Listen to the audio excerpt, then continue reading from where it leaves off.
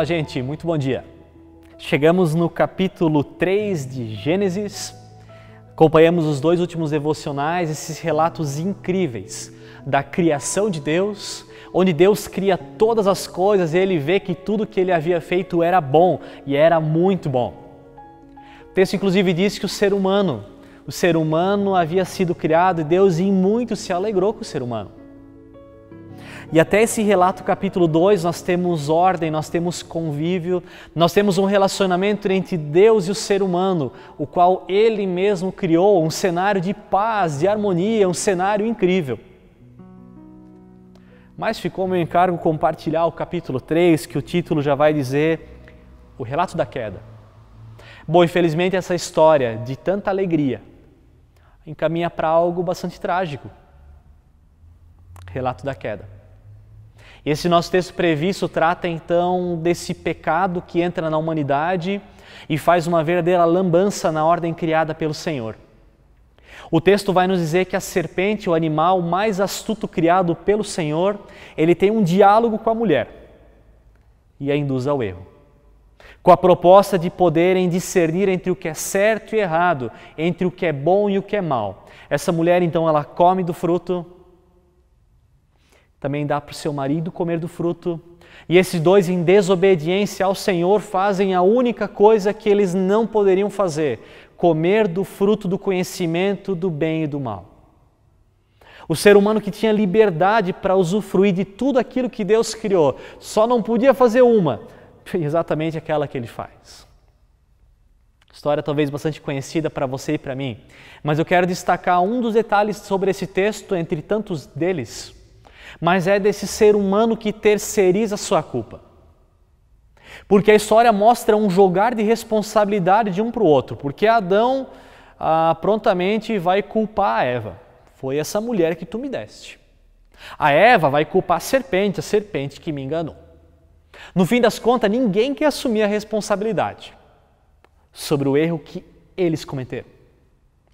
E me parece que é uma história que se repete também nos nossos tempos, porque as pessoas hoje, diante da dificuldade, dizem a culpa é do governo.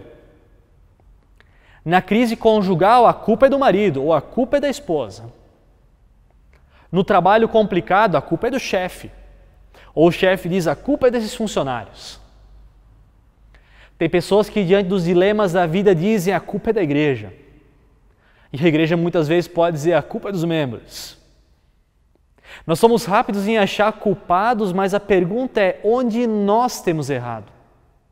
Onde você tem errado na situação que você está enfrentando hoje? Onde eu tenho errado diante dos dilemas que eu tenho enfrentado? Onde nós temos errado?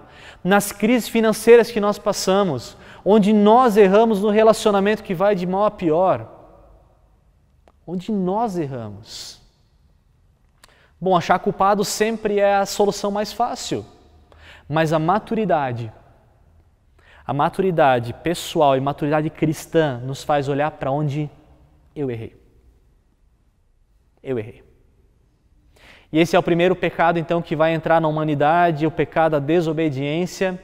E agora todos nascidos após Adão e Eva já nascem contaminados pelo pecado. Já nascemos separados e distanciados do Criador. Porque Deus que é santo, justo, reto e bom, e nós, falhos e pecadores. Falhos e pecadores. Após Gênesis 3, pecadores. E a pergunta é, e agora? O que sobra?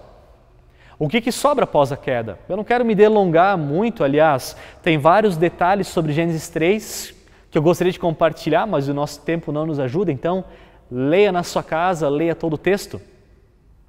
Mas diante do cenário do pecado que entra na humanidade, o que sobra?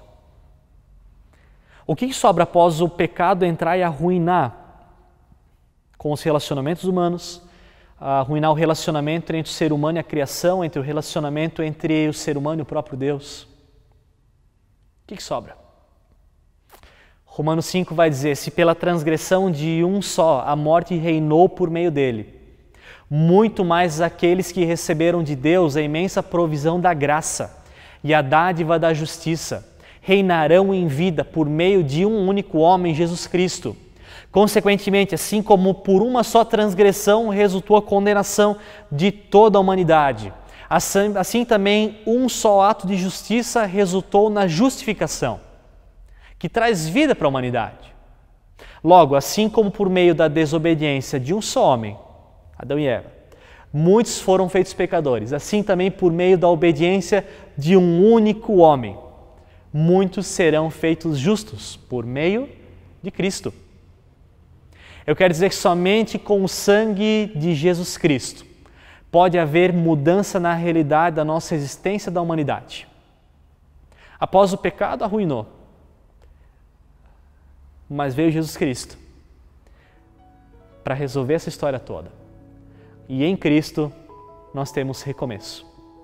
Então que nós possamos sim olhar com tristeza para um texto de Gênesis 3, mas também lembrar, Cristo pagou pelo pecado de toda a humanidade. Amém.